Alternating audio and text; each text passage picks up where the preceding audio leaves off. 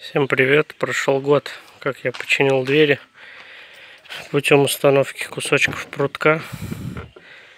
И вот что через год случилось.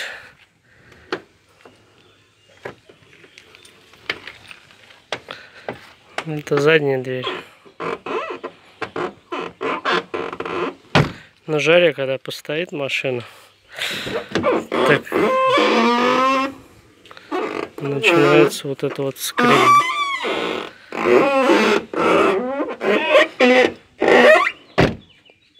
Так что чинить прутком я бы не рекомендовал.